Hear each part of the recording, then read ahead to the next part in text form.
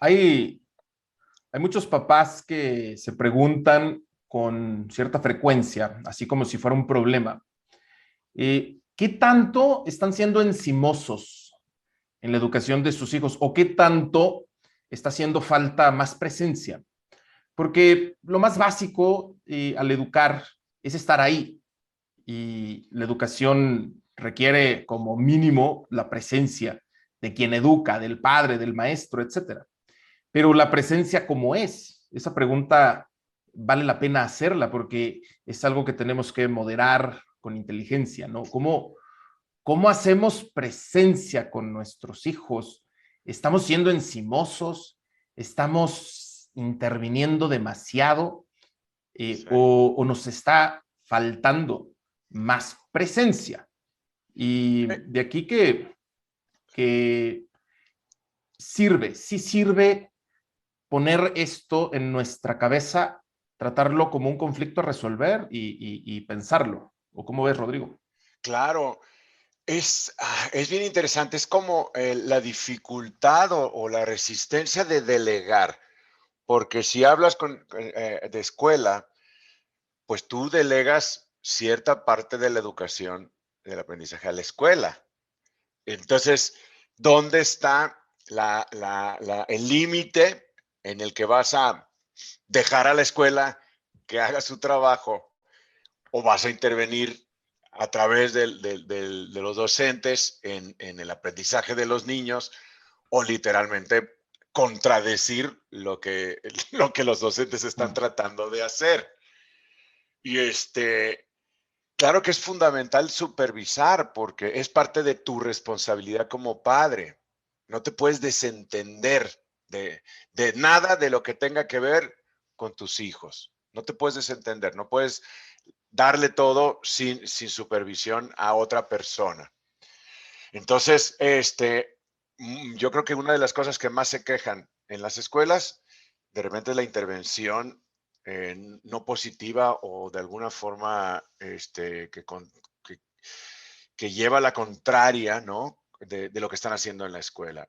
Y yo en lo personal, sí, coincido que los papás no están dejando la libertad y la responsabilidad a la escuela, ¿no? Es, Este, es una paradoja porque si revisas los estilos parentales que prevalecen en este tiempo y que se caracterizan mucho por ser muy intervencionistas, muy encimosos. De ahí hablamos del helicopter parent, el papá helicóptero, que sí, es un estereotipo que han usado mucho en Estados Unidos y ha servido bastante bien para explicar lo que suelen ser los papás de hoy, que están encima, monitoreando, supervisando constantemente la vida de los hijos, pero supervisando de una manera que no permite fluir porque es estar interrumpiendo todo proceso, señalando cosas, diciéndole al niño lo que tiene que hacer, así no lo hagas, espérate tantito, ¿qué te dijo tu maestra? Voy a hablar con ella. Se están metiendo en todo proceso. Entonces, el aprendizaje de los niños tiene demasiado ruido por parte de mamá, por sí. parte de papá, ¿no? Y ese ruido habría que eliminarlo un poquito. ¿Sabes cuál es la paradoja, Rodrigo? Que los papás de hoy casi no observan a sus hijos. Ahí Es está. decir, casi no hay un ejercicio de observación de me voy a fijar cómo se comporta y cómo reacciona ante ciertas situaciones. Sí. No, es una reacción continua y observar a los niños es algo que tiene muchísima utilidad, muchísima gracia, pero casi no se hace. Es muy difícil y la mayoría no tenemos esa habilidad o entrenamiento de poder observar y observar, incluimos escuchar, o sea, verlos, conocerlos en el proceso de aprendizaje. Tampoco les damos un tiempo natural para que asimilen las cosas. Queremos, con esta forma de vida que hemos decidido tener, queremos inmediatamente un resultado, ¿no? O sea, y lleva muchísimo tiempo cualquier intento lleva mucho en llevarse a cabo. Otra de las cosas que, bueno, dentro de todo esto, los papás no están preparados. Uh -huh. Entonces, tienen un poder más allá de su preparación. O sea, en cuestión de los hijos, no escuchan. O sea, y menos cuando entienden que todo es un ataque para ellos, ¿no? Entonces, no escuchan a los expertos, digamos, que una maestra sin ser experta muchas veces, o la mayoría de las veces, conoce más a tus hijos que tú, por la Cierto. convivencia y por las situaciones en la que están el día a día, ¿no? Sobre todo que los observa desde un ángulo que el papá no tiene. Es eso, ¿no? Ujú. Exactamente. Sí, sí, pone una actividad y espera a ver cómo va. Su trabajo es observar, a Sí. diferencia de los papás, ¿no? O sea, la maestra supuestamente tiene un entrenamiento para poder observar y evaluar y proponer actividades, porque lo de ella es exactamente ir documentando ese proceso, ¿no? Ese aprendizaje. Ujú. Y los papás no lo tienen. Los papás no lo hacen. Es reactivo casi todo lo que hace. Sí. Tienes a un niño en una situación de conflicto con algo muy típico, como una tarea, por ejemplo. Ujú. Y pues ahí tienes que está preocupado, preocupada porque no sabe cómo resolver X cosa. Eh, ¿Qué suelen hacer los papás? Eh, Correr al chat, al grupo de WhatsApp, que es una cosa infernal, y ahí preguntarle a los demás papás, oigan, ¿saben cómo se hace esta tarea? Y el padre de familia de hoy termina resolviendo mucho de lo que tendría que resolver el niño, la niña. Pero, ¿qué pasa si en lugar de eso eh, das una respuesta que le transmita más confianza? Es decir, intenta resolverlo. Trata de hacerlo con lo que tengas y como puedas. Y a partir de ahí, no haces más que observar a tu hijo cómo trata el problema. Y vas a intervenir, pero después de haber hecho un ejercicio de observación. No vas a correr a tratar de acomodar las cosas cuando ves que algo se le ha dificultado, pero ese ejercicio de observación en realidad se hace poco. Como que los papás persiguen más cierta idea de cómo deben ser sus hijos. Ujú. Y esa idea se puede convertir incluso en una obsesión, ¿sí? Claro. Y cómo queremos que sean nuestros hijos felices. Y el significado de esa palabra es, a veces es todo menos un niño feliz. Sí, y felices Sí, siempre. No sí, puedes tener altibajos. Tiene que ser así feliz el es. niño todo el tiempo porque es nuestra responsabilidad. Uh Yo creo -huh. que cuando los papás protestan porque una tarea fue calificada mal, es porque ellos la hicieron. Entonces es por eso que dicen. Sí, no, Esto es, lo, ya es el colmo. Pero sin duda, si los papás se ponen a platicar con los hijos, cuando el hijo tiene una duda en la tarea, yo creo que se debe dejar al niño solo hacer la tarea si es que se la dejaron. Y luego, si el niño no puede, el niño se acerca al papá o a la mamá y le dice las dudas que tiene de la tarea. El papá acompaña al niño, la mamá acompaña al niño en el proceso de resolución de estas dudas y lo acompaña a tomar una decisión de cómo va a enfrentar la duda y cómo va a presentar ese trabajo que no puede. Y una vez que lo presenta y digamos que no le va bien, el papá pudiera argumentar con la maestra, decirle, oiga, es que el proceso fue de esta manera y al final, en el último bifurcación, lo tomó equivocadamente. No con el de le echó muchas ganas, ¿no? Porque Uh pues -huh. echarle muchas ganas, eso no significa nada. De entrada a ver, yo quiero hablar de la tarea. La tarea es, por supuesto, yo soy un detractor de la tarea. Sí. Este, a mí me parece que no debería de existir, porque la tarea, ya ves, siempre lo he dicho, se hace para jugar. Pero la tarea separa, vuelve a crear una división entre los alumnos, porque, y lo dice Francesco Tonucci, el niño que saca dieces llega a su casa y lo primero que le pregunta la mamá o el papá es, ¿qué te dejaron de tarea? Y le contesta. Y entonces le pide que haga la tarea antes de jugar o de hacer otra cosa. Y el niño que no saca dieces llega a su casa y nadie le pregunta nada. Y Sí. entonces y se pone a jugar. y sigue jugando toda la tarde y al final a las carreras, si es que él decide, hace la tarea mal hecha y todo. Y entonces empieza a crear o aumentar la distancia entre los niños en el salón, ¿no? O sea, y la tarea se vuelve un tema para crear más distancia entre ellos. La tarea es algo que para la mayoría es muy angustiante, ¿no? Es algo que les arruina en la tarde, o sea, a nadie le gusta. Los papás la cuestionan muchísimo, o sea, pues como bien dices tú, empiezan a repudiarla y a cuestionarla en el grupo de chat, Pero ¿no? cuando no dejas tarea, cuando eres uno de esos maestros que no dejan tarea, también te cuestionan Exacto. muchísimo por no dejar Te tarea. cuestionan, probablemente te cuestionen más, Sí, porque se claro, espera que dejes tarea. Creen exactamente. que es parte de eso, o sea, y es parte de todo este entrenamiento, digamos, que tienen los niños, que no hay que confundir con aprendizaje. Sí, El entrenamiento es ese, que tienes que resolver ejercicios y hacer repeticiones, ¿no? sí. El juego, como sabes que yo siempre me refiero al juego, el juego también es increíble cómo es intervenido e interferido por los adultos. O sea, una actividad que no debería de ser, sigue siendo. Los adultos creen que saben cómo incluso se debe de sentir el niño cuando pierde.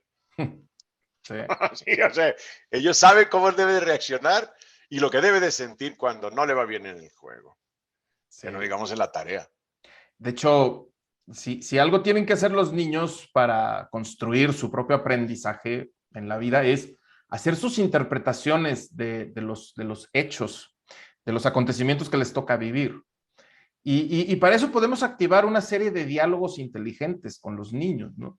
Es decir, ¿qué pasó? Tú dime, ¿cuál es tu Ujú, relato sobre eso que pasó? exacto. Y saca el relato del niño. Pero lo que hacen los papás más bien es imponer su propio relato, ¿sí? Yo te voy a explicar qué fue lo que pasó. Exacto. Tú sabes que eres muy inteligente, pero Sí, te hicieron trampa, ¿sí? claro. Entonces, los papás están construyendo interpretaciones para proteger las emociones de los niños, cuando en realidad parte del crecimiento de los niños es que ellos sean capaces de hacer sus propias interpretaciones. Reprobaste una materia, sacaste una baja calificación en una tarea. La verdad es que esas cosas no son relevantes, no son No, importantes, pero la interpretación que el niño hace de eso sí importa. claro.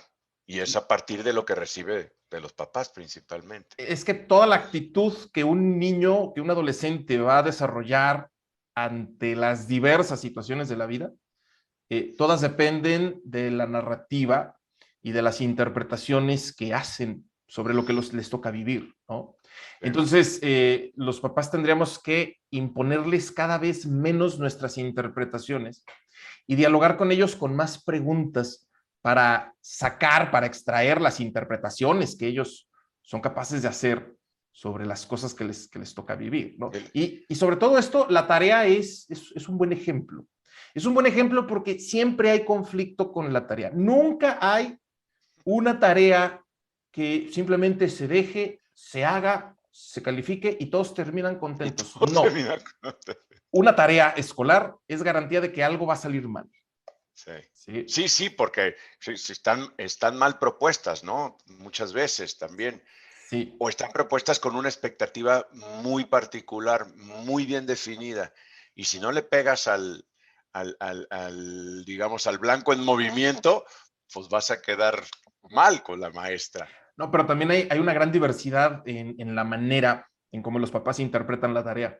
Sí, Porque tienes a muchos papás que son antitareas, pero también tienes a muchos papás que son del otro bando, del equipo contrario, que creen que los niños tienen que ser académicamente excelentes y la excelencia académica solo se logra a base de sufrir con tareas. bueno, Entonces, si yo no veo a mi hijo lo suficientemente ocupado y agobiado con las y tareas que le agobiado. dejan, quiere decir que quizá no le están enseñando bien. Pero también hay otros papás que piensan al revés y quizá en el otro extremo y dicen, si yo veo a mi hijo mínimamente preocupado por resolver algo que le encargaron en la escuela, entonces ya es maltrato infantil. Ya no, ajá, ¿Sí? exacto.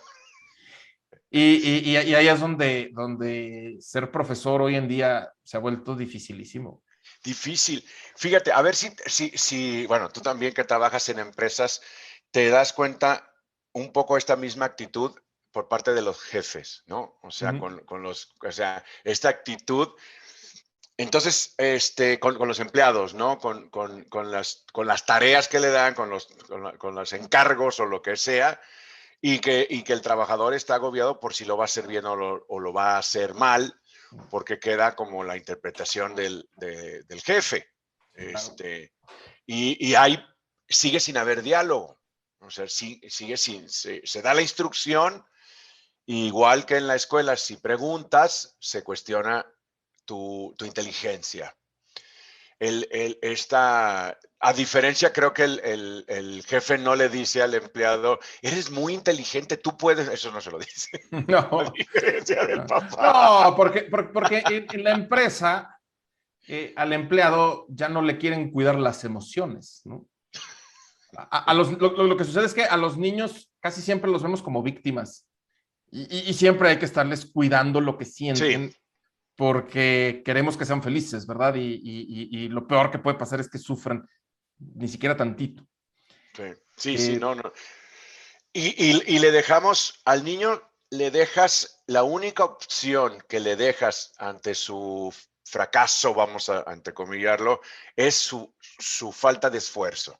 uh-huh. Siempre es eso, porque el reproche más fuerte es que tienes todo, ¿no? O sea, todo tienes. Tienes inteligencia, tienes todo, pero si te esforzaras más, lo lograrías, Sí, ¿no? O claro. sea, en todos aspectos, ¿no? O sea, las pobres niñas que pueden tener cierto sobrepeso, es también tan bonita que eres, lástima, y tú, no digas eso, o sea, no puedes No, decir no. eso. Y entonces es una descalificación que el niño no entiende qué es lo que está haciendo mal y no sabe ni siquiera cómo hacerlo mejor. Eso es importante, Rodrigo. ¿Qué es esforzarse? Sobre todo Exacto. en el entendimiento de un niño que está librando su aventura en la primaria. ¿Esforzarse qué es? A ver, esforzarme es concentrarme, Ajá. dedicarle mucho tiempo a mis actividades serias. Sí, Esforzarme es sufrir, es estresarme, aunque sea un mínimo, porque como que esfuerzo requiere cierto estrés, ¿no? Debe haber cierto estrés en el esfuerzo. sí, claro. Los adultos lo tenemos muy claro. Para nosotros, esforzarnos es sobregirarnos en las horas de trabajo, es no dormir bien a causa del trabajo, es un poquito reventarnos por el trabajo y asumirlo como si eso fuera una ética de vida deseable, exigible, Sí, ¿sí? El que más se revienta a sí mismo trabajando, ese es el que merece un aplauso, no más uno, porque a final de cuentas, parte de la ética masoquista del esfuerzo también es que no te elogies demasiado, más bien repróchate por todo claro. lo que no haces bien. Creo que acabas de dar el clavo. Para mí sería martirizarte haciendo todo este esfuerzo. Sí, Porque si lo haces o sea, disfrutándolo, entonces no es un esfuerzo. no, te tiene que costar dolor. Tiene que tener sacrificio, Sí, dolor, tiene que claro. tener, ¿no? Y eso es base hasta de religiones. Y esa es la gran contradicción en el imaginario de muchísimos padres de familia de hoy, porque por un lado está la ética del esfuerzo, que en muchos casos se concibe como el ejercicio masoquista de Ajá, sacrificarte y sufrir, sí, pero por otro lado también los papás son hiperreactivos al sufrimiento de los niños. A cualquier conato de estrés, pero te estoy hablando de un estrés muy básico, como no sé cómo voy a resolver esta tarea, es que ¿cómo le voy a hacer? Bueno, claro. es normal que estés así. Ah, no, no, no, no, no. Bueno, es que ella está sufriendo y seguramente la maestra es una terrorista a la que hay que castigar porque ve nada más cómo lo está haciendo sufrir. Lo que yo he observado, Rodrigo, es que las posturas de los papás sobre qué tanto exigirle a los hijos tocan extremos, Totalmente. son muy extremas. Sí, Y lo más difícil para una maestra, para un profesor de hoy, es encontrar los equilibrios ajá. en las diversas maneras de concebir esa ética del esfuerzo y el sacrificio. Hay papás que elogian a los maestros por ser exigentes, pero te vas a encontrar con que a ese mismo maestro, con esa misma exigencia, lo van a declarar terrorista y sujeto Sí, non sí, grato totalmente. otros papás, Sí, ¿no? claro. Y yo creo que hoy, cuando conversas con los profesores, te das cuenta que viven mucho eso, ese Sí. cuestionamiento constante a lo que hacen y lo que más le cuestionan, pues es precisamente lo que le encargan a los niños que hagan para su proceso de aprendizaje. Sí, están totalmente divididos. Hoy platicando en el curso de verano me decía, ay, es que los papás se van eso al director lo traían, sí, es que los papás se quejan. Le digo, no, no, ni te metas en ese lado, hagas lo que hagas, se van a quejar los papás. Sí, Es mucho más el papá que se queja, es decir, el papá que va y se queja, ya en cualquier extremo, le interesa ir a decirle a alguien que está haciendo las cosas mal. Cuando las estás haciendo bien, no se te acerca. O sea, solamente es para el reclamo. O sea, básicamente nadie va y te felicita por la buena labor que estás haciendo. ¿Por qué? Porque es mucho más difícil detectar esto. Como no conocemos a los niños, los conocemos en la frustración, no en el disfrute. Y es cuando detectamos un problema. El papá sabe que tiene hijo, muchos, cuando les dan problemas. Cuando exacto. no dan problemas, son maravillosos. Entonces, cuando ya le llaman a la escuela o cuando están ante esta disyuntiva, hay mamás y papás que creen que las tareas es como un trabajo de tesis para recibir un posgrado, ¿no? Son peores que asesores y correctores de estilo. No, pero Es, ojalá mis asesores de tesis me hubieran hecho la tesis. exacto, sí. Porque hoy Nada más te la califican los papás para son como atrás. asesores de tesis, pero como nunca se sienten seguros de que la tesis esté quedando bien, terminan muchos de ellos haciéndola. Sí, claro. Y hoy una epidemia en la educación es los papás haciendo las tareas de sus hijos. Y fíjate, bueno, hablando de los papás haciendo la tarea de sus hijos, en esta modalidad virtual se multiplicaron los chicos que hacen los trabajos de otros, ¿no? Y ahora lo que se hizo fue la internacionalización de los coyotes de tareas y trabajos. Sí. Te encuentras de verdad, ahí puedes mandar a hacer tu trabajo a África, por ejemplo, puedes encargarle a alguien que vaya a tus clases porque te escudas en que no sirve la cámara y no sirve el micrófono. Entonces, por chat. Entonces, contratas a un venezolano, a un tercermundista que tiene muy buenas notas y te saca tu curso. Y esto lo menciono porque es el niño que está acostumbrado a que le hagan el trabajo. Sí. Que Oye, están, pero eso que estás diciendo es macabro. Yo no sabía que existía sí, esto sí, como una actividad ya es, económica. ¿Me ya es una estás actividad diciendo económica. que puedo contratar a alguien para que simule que soy yo sin Así ser yo es, durante las así clases es, sí. y haga mis tareas? Y entonces, ¿yo qué hago? Pues tú le pagas, te lo digo yo que ya voy en cuarto de química, químico farmacobiólogo. Ah, ya vas en cuarto. Ya voy en ¿Eh? cuarto. Y tu agente, tu operador, ¿quién es? ¿De dónde es? ¿Es un Es, ruso, es, un, es, un, es, ucraniano? ¿Qué? es que es lo peor, son organizaciones. Tú no sabes ya quién es.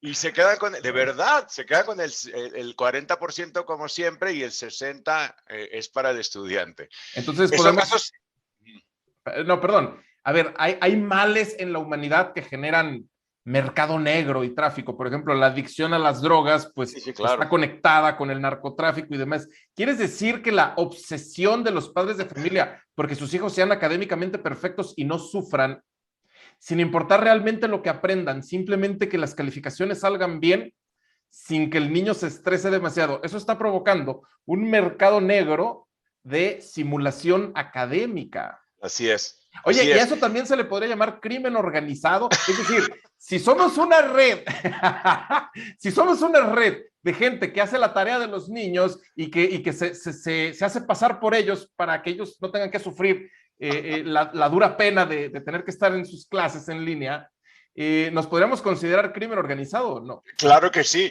Y como hay criminales de cuello blanco, estos son criminales con mochila. Así. Criminales con mochila, vaya. ¿Sí? Ya no más. Exactamente. Ahora, varios de estos chicos son patrocinados por los papás. Ni siquiera ellos tienen que pagar, ¿no? O sea, el papá les paga también para que, claro, para que no, hagan sí. esto. No, Porque no, final... yo, cuando me lo dices, yo lo primero que pienso es que el papá es el primero que ve eso como un alivio, ¿no? Claro, sí, claro. Es que esto es lo que se genera. Y existía desde antes de la, ¿cómo se llama? De la pandemia. Ya había chicos que te hacían las tareas dentro del mismo grupo. Te encontrabas quien te hacía los trabajos. Cuando yo era joven no les pagabas, sino por buena onda había gente que te lo hacía, ¿no? O como ves en las películas, por bully, ¿no? Obligabas al otro que te lo hiciera. Pero esto quiere decir que se vuelve más importante el trabajo y ya no importa por qué medio. ¿Por qué? Porque en último grado queda la importancia del aprendizaje. Lo que realmente importa es el cumplir, ¿no? El cumplir. Como en todo, ¿no? Somos sociedades burocráticas Sí. en las que hay que cumplir con el trámite, pero la situación de fondo, No, digamos, claro. el valor que supuestamente se tutela a través del trámite, eso es lo de menos, ¿sí? Por supuesto, por supuesto. Y las universidades que detectan esto, lo único que hacen es penalizarlo. Eso es lo que hacen, asustar al chico para que no lo haga. Y como dice el refrán, como me la pintes la brinco, ¿no? O sea, pues es que es así. Ellos de alguna forma lo crearon con esta exigencia. Y los papás igual, ¿no? O sea, están fomentando esto y todo eso.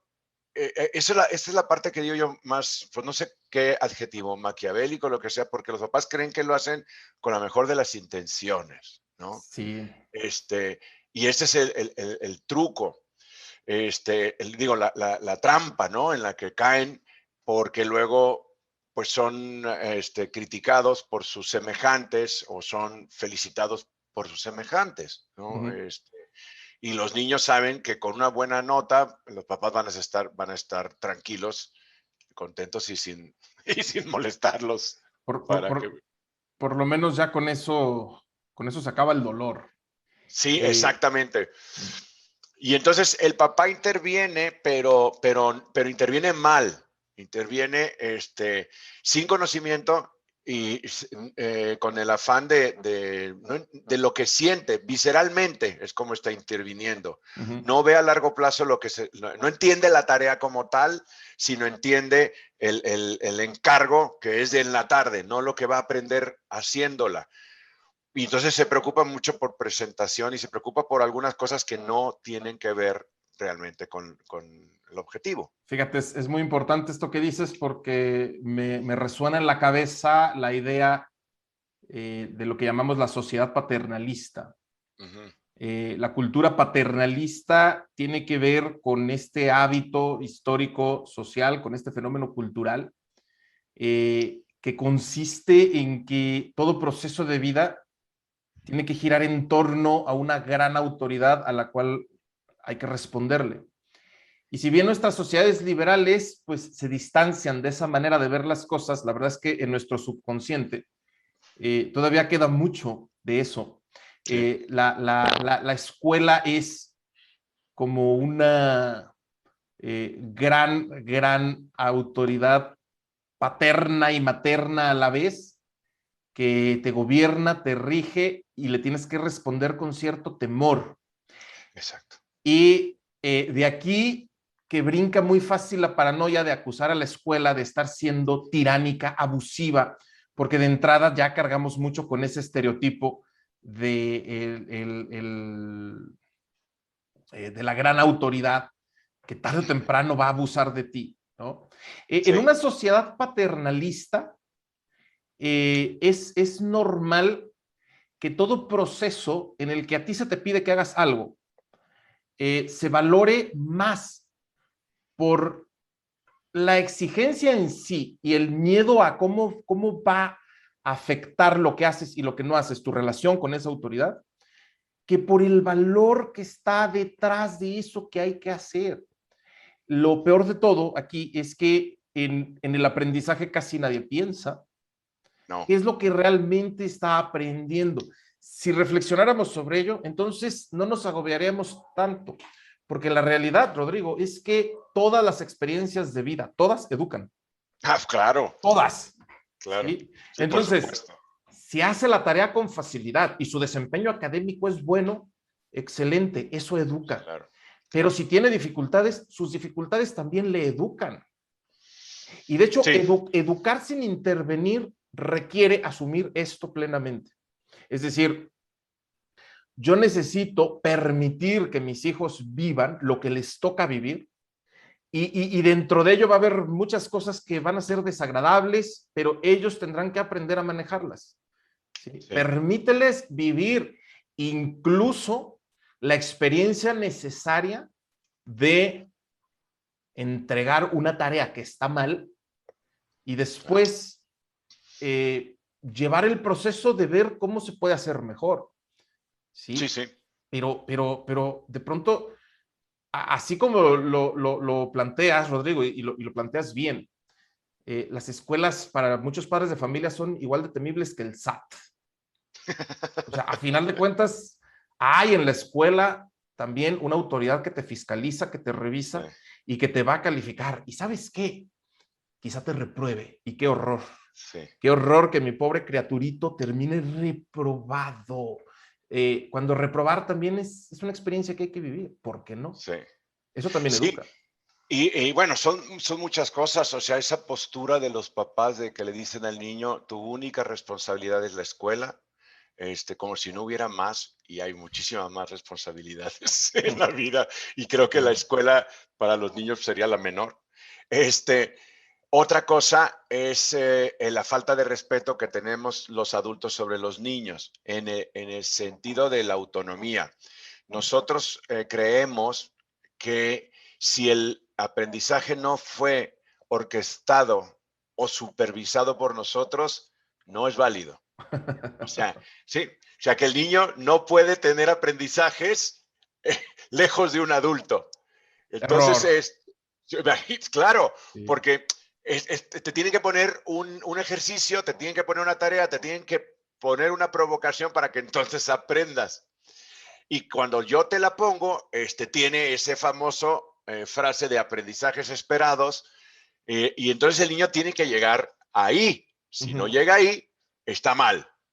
Y, es entonces cuando los adultos, en el caso de los papás, están modificando todas las reflexiones y todos los caminos que los niños están haciendo porque ellos ya se formaron uno. Fíjate, si asumimos que el aprendizaje es resultado de la experiencia y se potencia con una buena reflexión sobre la experiencia. Exacto. Hay que decirle a los papás que para tener experiencias, tus hijos no te necesitan. Contigo o sin ti, ellos van a tener experiencias de vida de las cuales van a aprender. Y para reflexionar sobre sus experiencias, tampoco te necesitan, porque esa reflexión la pueden hacer en su diálogo interior o con otros niños. Pero si algo puede hacer el papá bien, si algo puede hacer la mamá bien, es encauzar esa reflexión sobre las experiencias que tiene el niño a través de diálogos inteligentes, a través de preguntas que estimulen al niño para formular sus propias interpretaciones sobre las experiencias que les toca vivir. Pero para que eso suceda, necesitamos material de aprendizaje y ese material proviene de la experiencia agradable y la desagradable. Por lo tanto, hay que dejar que los niños tengan mayor diversidad de experiencias y en lo que toca a la escuela, en lo que toca hacer la tarea, a tener maestros que son difíciles o que son fáciles o que son barcos o que son ogros o que son demagogos, porque la demagogia académica también existe. Y la verdad es que lo importante no es tanto qué tipo de experiencia le toca vivir con respecto a la tarea, ¿sí? La puede hacer bien, la puede hacer mal, la puede entregar a tiempo, la puede entregar tarde. Lo que importa es cómo reflexiona sobre su experiencia, ¿sí? Porque ahí es donde nosotros exprimimos el jugo del fruto y obtenemos Sí. eso tan preciado que es el aprendizaje, ¿sí? Imagínate nada Fíjate, más llegar al extremo de pagarle a alguien para que simule el proceso académico de tu hijo y así asegurar el 10. exacto. Entonces, el mensaje que estás dando dos mensajes muy negativos. El primero es, no creo que tú seas capaz de hacerlo. Que de Ajá, entrada, cada que tú resuelves algo que tus hijos podrían resolver, o cuando menos podrían intentar resolver, les estás dando un mensaje fatal que dice, no creo que tú seas capaz de no. hacerlo. Y ese mensaje tú no se lo quieres dar, pero se lo estás dando, ¿sí? Y dos, les estás diciendo que las calificaciones son lo más importante que Lo hay. más importante.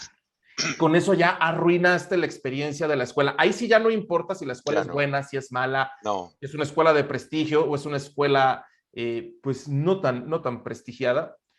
Ahí tú ya aseguraste que su educación fuera chatarra. Sí, ¿Sí? sí.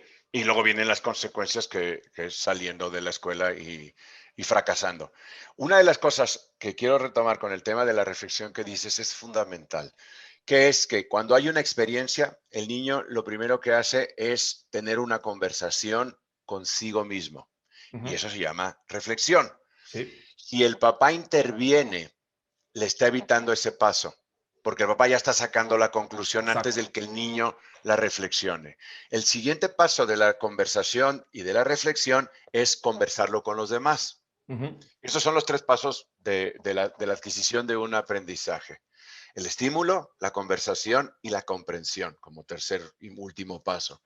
Si yo hago la tarea y no la comprendo, tú dime para qué sirvió la tarea.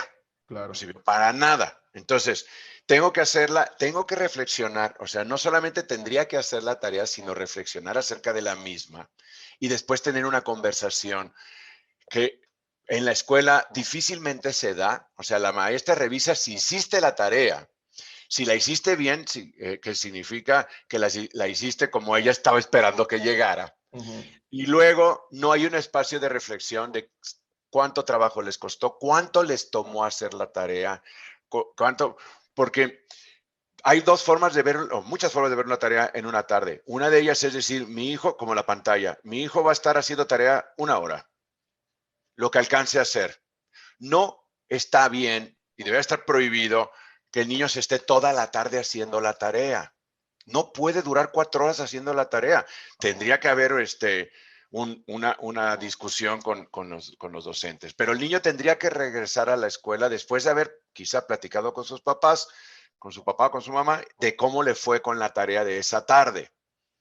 Hacer un diálogo y ya llega después de haber reflexionado él o ella primero con los papás después y regresar a la escuela a platicar acerca de lo que sucedió. Entonces, volvemos al tema de que la conversación, la observación y la escucha es lo más importante. Y no suceden.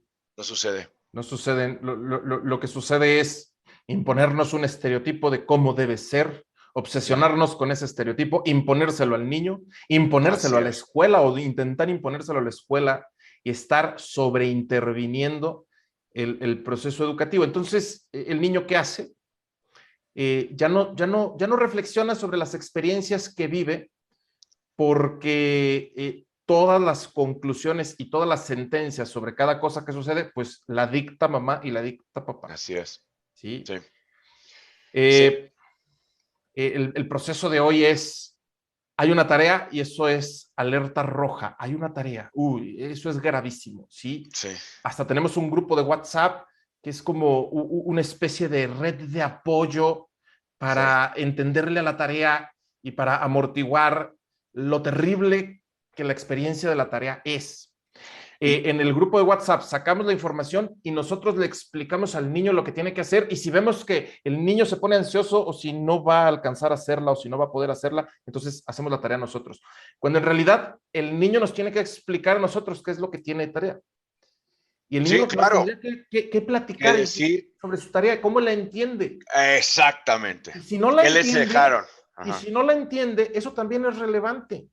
Sí. ¿Sí? Mira, tú interpreta tu tarea, trata de entenderla, y si la entiendes mal, si la interpretas mal, no importa, Claro que no. no importa. No. Y Sí, sí, si, y, si, y si por entenderla mal la haces mal, no importa.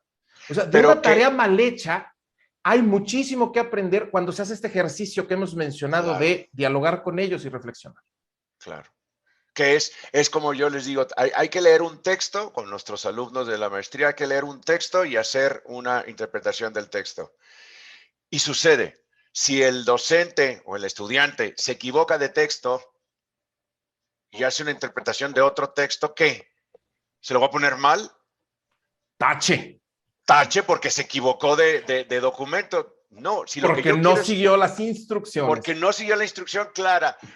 O lo que a mí me interesa es que haga un proceso de reflexión, es decir, comprensión lectora, y se equivocó. Claro, no se trata de que el texto sea acerca de la historia de la educación y se acabe leyendo uno de la raza Holstein de vacas y me dé esa.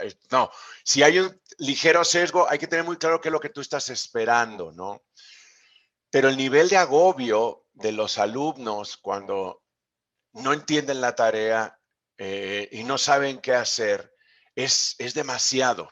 Este, desarrollan un pensamiento, como hemos dicho, paralelo, en el que saben que tienen que complacer al adulto. Y, y entonces la parte de la reflexión y la verdadera comprensión, en el peor de los casos, se adormece. No están acostumbrados a pensar. Y en el mejor de los casos, es la otra forma de pensamiento que tienen los chicos. O sea, tienen dos, ¿no? O sea, uno que sabe que les va a hacer pasar por la vida, que está bien desarrollarlo, está bien, porque así es la vida, porque muchos maestros no son tan diferentes de muchos jefes. Entonces, está bueno esa parte de desarrollarlo. Pero más que nada es la intervención de los papás, porque en la tarea intervienen, en las actividades extracurriculares intervienen, en los conflictos con las parejas, cuando ya son mayores, intervienen también y dan unas conclusiones así, vamos, o sea, totalmente despegadas con una sabiduría con la que la dan Sí. y no tienen ni idea de lo que está pasando, ¿no? Entonces, con el afán de no sufrir los papás primero, ellos, porque cuando ves a un niño sufrir en la escuela, te sientes tú el que está siendo examinado por el maestro. Te sientes mal cuando tu hijo es el burro del salón, porque crees que tú eres el burro del salón. Sí. Sí, entonces le exiges al niño cosas, o sea, el tema yo les pido a los papás que no le digan a los niños que son tan inteligentes. ¿Por qué? ¿Por qué no lo hacen? Lo único que necesitas es esforzarte. Y le están pidiendo algo sumamente difícil e intangible absolutamente. No sé qué tengo que hacer. Es que a lo largo de la vida uno se equivoca tantas veces y la experiencia del error es algo tan básico y tan importante que si a mí me vendes y me revendes la idea de que soy muy inteligente, pues más difícil va a ser para mí lidiar con mis errores habituales, Claro, con la ¿sí? frustración. Porque me voy a generar una disonancia cognitiva. Entonces, o no soy tan inteligente como dice mi mamá, Exactamente. o la culpa no fue mía. No es exacto. Sí. Empiezo a culpar a todos no digamos por mi fracaso, sino por no cumplir lo que todo el mundo está esperando. Entonces ya El hay que jefe no, parar, por favor, ya hay que parar de decirle a los niños, tú eres muy tú eres muy inteligente, mi mamá. inteligente, claro. El niño debía de contestar, sí, mamá, pero tú me has hecho tonto. Sí. Yo nací inteligente, pero tú me has atrofiado porque no me dejas tomar mis propias decisiones y hacerme cargo de ellas, que esa es la parte de lo que es. aquí quiero mencionar algo que por ahí te escuché alguna vez y me gustaría traerlo a esta conversación y es corregirles el lenguaje a los niños. Ah, sí, eso es maravilloso. Corregirles, porque digo, una de las partes más tiernas de un niño a sus 4, 5, incluso todavía a los Exacto. 6 años de edad Sí, sí, es sí. la manera en que conjugan los verbos, ¿no? Sí, Y es encantador escucharles decir rompido, rompido. ¿sí? Exacto. Así O es. decir frases que no están.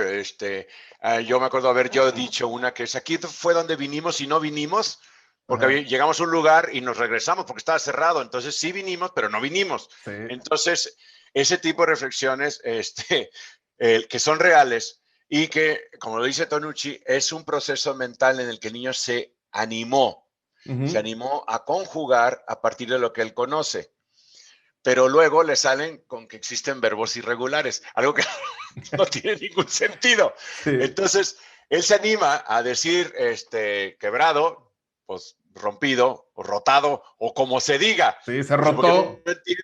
Se rotó, sí, exacto. Entonces, claro, y lo primero que hace cualquier adulto es corregirlo. Es decir, uno de los procesos cerebrales más complejos se llevan a cabo. No solamente no fuimos capaces de observarlo, sino que lo truncamos corrigiendo al niño. ¿Sí? Es no, no, así no se hace así, esto no se agarra así, se agarra así, esto no se atornilla. Yo lo veo, los maestros también caen en eso, cuando ponemos a los niños a jugar con herramientas y con cosas de atornillar y temas así, pues no saben ni siquiera atornillar, o sea, no saben poner una rosca en un tornillo, ¿no? Y tiene que ver un proceso natural de error. Y la única forma de conseguir un aprendizaje es equivocándose. Hay una frase Ah, súper bonita de Wagensberg con respecto a los experimentos y dice que la naturaleza nunca miente, jamás miente la naturaleza. ¿En qué sentido? En que si tú haces un experimento y no obtienes el resultado esperado, es que hiciste mal la pregunta, mm, porque la naturaleza te contestó con la verdad a partir de lo que tú le diste. ujú. Entonces el niño siempre va a contestar con la verdad. Pero si tú le preguntas equivocadamente, vas a creer que la respuesta está equivocada. Y el niño te está contestando con la verdad, con lo que hizo a partir de lo que recibió. Entonces tú acabas corrigiéndolo o culpándolo de que no supo. Y el niño no entendió originalmente qué fue lo que pasó y por eso hace algo que aparentemente es una respuesta equivocada, pero fue lo que hizo con lo que tenía. No, Rodrigo, pero tú ya estás hablando de pensar y eso es muy incómodo, ¿sí? Mejor digámosle a los niños las cosas tal cual como Claro, queremos que las asuman y que exactamente. las crean, que no pasen por ese tortuoso proceso de pensar y también vamos contratándoles a un delincuente ruso para que se haga pasar por ellos en sus clases en Claro. línea y le saque todo con 10, ¿Qué, ¿sí? qué? Les pasan, de verdad, les pasan sus claves. Y en Estados Unidos es un escándalo porque los chicos le entregan su clave de la universidad a una empresa de Kenia, de Es una Nairobi, empresa, wow. imagínate, claro, porque se Increíble. No, bueno, anuncian sí. y ni siquiera en la Deep Web, o sea, se anuncian y le pasan el examen. ¿Tú por qué crees que hay tanto hackeo? Porque estos morros reparten sus claves a quién sabe quién y entran a las clases y toman la clase con una foto, o sea, alguien totalmente alejado a ti, pero es un muy buen estudiante que Ujú. escribe inglés mejor que tú, siendo keniano, Sí. mejor sí, o sea, eso para mí es exactamente el reflejo de lo que muchos papás han hecho. Acuérdate el escándalo de hace 3 o 4 años de los famosos gringos que mintieron para que sus hijos tuvieran acceso a importantes universidades a partir de logros deportivos que no tenían. No sé si te acuerdas de ese escándalo. Sí, claro. Llegaron a photoshopear imágenes de Ah, nadadores y poniendo a su hija, a su hijo, y era con tal de que entraran a una universidad a la cual no tendrían acceso porque no tienen el ah, nivel. Así es. Y entonces, una vez que entraron, pues a contratar a los kenianos, porque no la sacan. Que es la misma, o dime tú, si contratas un tutor para que nivele a tu hijo. Pues depende del Depende, caso. o sea. Sí. Y luego viene el club de tareas. O sea, hay muchas cosas que para mí es de darle demasiada importancia a un tema que no debería tenerla tanto, como es la excelencia académica. No la Sí, escuela, la excelencia académica. Me parece que cuando le das tanta importancia, le reduces importancia a otras cosas. Y le dices al niño que si no es así, está equivocado. Él exactamente. está equivocado. Si no pertenece al famoso cuadro de horror que hablábamos antes, cuando éramos Mm, nosotros estudiantes, sí. ¿verdad? O sea, hay que darles más libertad y los vas llenando de inseguridades a los chicos cuando. Sí, porque el cuadro de honor no te exenta del cuadro de ansiedad 20 años después, ¿verdad? Pues por supuesto que no, ni te va a garantizar nada. No, no, O no, para sea, nada. a menos que te vayas a McDonald's y quieras ser el empleado del mes. Y con eso ya sentiste que estás logrando alguna cosa. Sí. No hay individualidad, o sea, todos tienen que responder de esta manera si no está mal, ¿no? Si no estás mal, está equivocado. Que esa es la visión cultural paternalista sobre la institución educativa y la escuela como una entidad que se asume primero por su autoridad antes que como un lugar que en la vida se puede disfrutar y del cual Claro, podemos tener experiencias valiosas para aprender. No, no, no, no, no. Si la escuela dice algo y no se cumple, entonces algo terrible va a pasar. ajá. Desde una visión paternalista, esto así se asume, pero nosotros cuando hablamos de educar y hacer crecer al otro, estamos hablando de romper paternalismos y de sembrar y cultivar la autonomía. Sí, por supuesto. Y la autonomía requiere de diversificar tus experiencias, pero sobre todo reflexionarlas bien, eh, crear una interpretación tuya, Sí, dialogada con otros, pero la sí, interpretación es tuya sobre la realidad que te toca vivir. sí. Pero la autonomía casi no se entiende. Se entiende supuestamente la excelencia. Es decir, hay toda una serie de ideas paranoides, esquizoides, histéricas sobre ser excelente. Sí, la excelencia es horrible. O sea, Sí. híjole, o sea, me parece que la escuela que busca la excelencia, no la escuela en particular, una organización, sino la escuela en general que busca la excelencia está equivocada, Sí. porque provoca mucho más daño que otra cosa, ¿no? Y fíjate que no sé si coincidas con el tema de que los chicos hoy día siguen en casa, ¿no? A los 20, 30, o sea, porque fueron criados con esta inseguridad. Y yo los he visto, tú los has visto, 20 y tantos años, ya tienen un trabajo en un call center o lo que sea, y llegan con mamá a quejarse del trabajo, ¿no? O sea, y mamá les puede decir, no, está pésimo, que te dejen tanto trabajo y tal. Bueno, yo tengo testimonio, Rodrigo, de papás que van a anunciar al jefe que su hijo ya no va a ir a trabajar porque tú eres un mal jefe y no tienes liderazgo.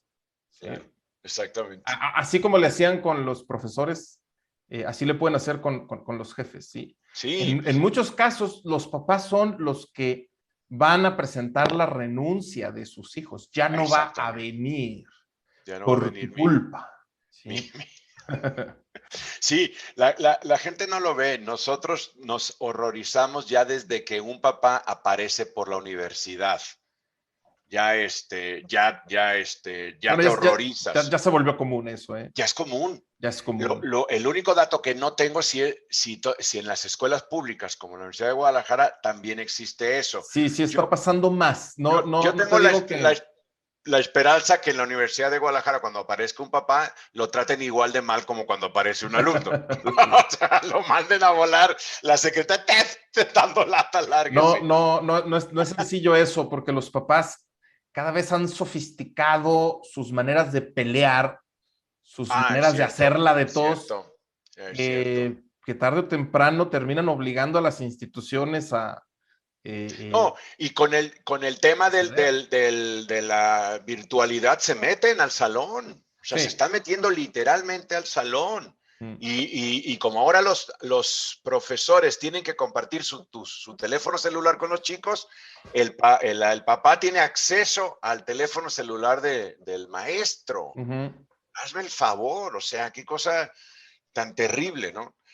Pero bueno, Terrible. la invitación para los papás es déjenlos volar, o sea, déjenlos que tomen sus decisiones, intervienen todos, cada vez más, ¿no? Mm. Y no se trata de abandonarlos, ¿no? O sea, porque tampoco, está peor, no sé, sino No es abandonarlo, Rodrigo. Es para mí que ahí tienes tú el problema aristotélico del justo medio, ¿no? sí, En un extremo nocivo tienes al papá que interviene en todo, resuelve todo y se pone histérico por todo. Y en el otro extremo tienes al papá que está ausente, no le importa nada, claro, no cumple ni siquiera con el mínimo de presencia.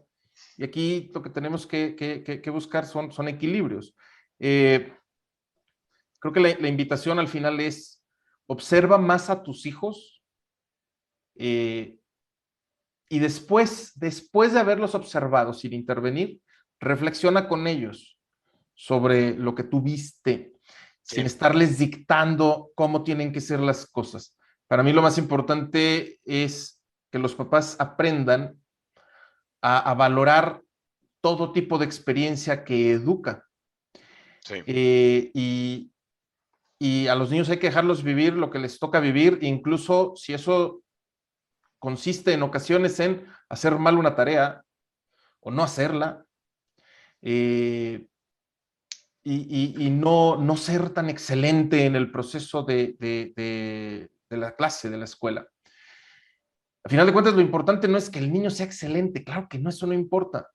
Lo que importa es que el niño reflexione sobre sus experiencias, sean cuales sean esas claro. experiencias. Así que déjenlos vivir y conversen sobre lo que para ellos significó vivir eso que han vivido. Punto. Exacto, El sí, aprendizaje se construye así, no requiere cuadros de honor, ni 10, ni la nota de felicitación de nadie.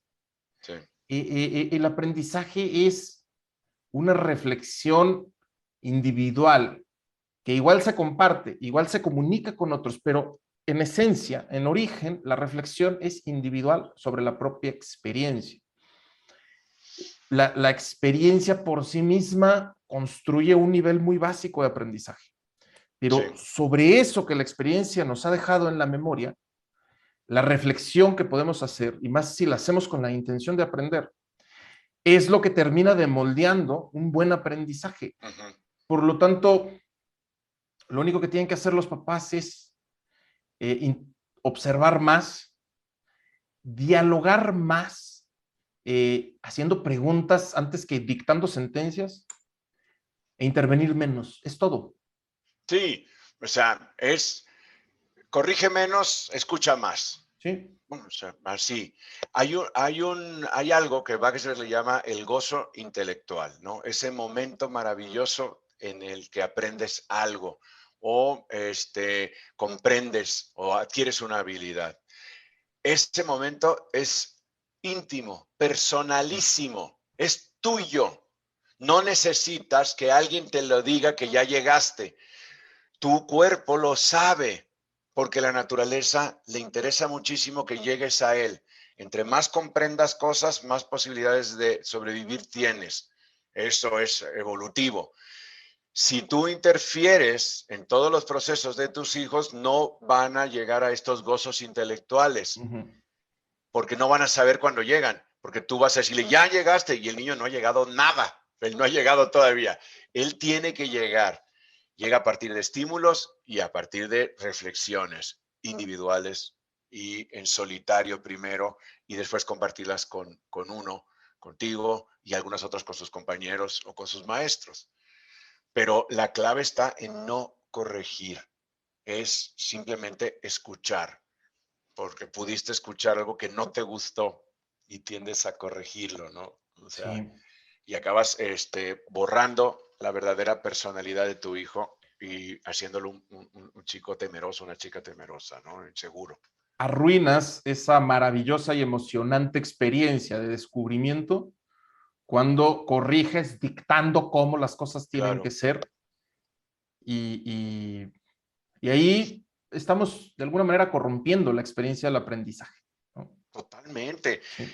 Y eso es en todo, ¿eh? O sea, las emociones también, insisto que los papás son tan temerarios que son capaces de descalificar hasta emociones, ¿no? De los niños y No, sí decirles lo qué es lo que hacen, se... sí lo hacen. Claro, Claro. y de esto te tiene que hacer sentir feliz. Pues no, ¿y cómo le hago? No, es que tiene que ser. Y entonces ahí empieza, ¿cómo se llama? La desilusión para todos, la frustración y los pleitos, porque no sentiste lo que se esperaba.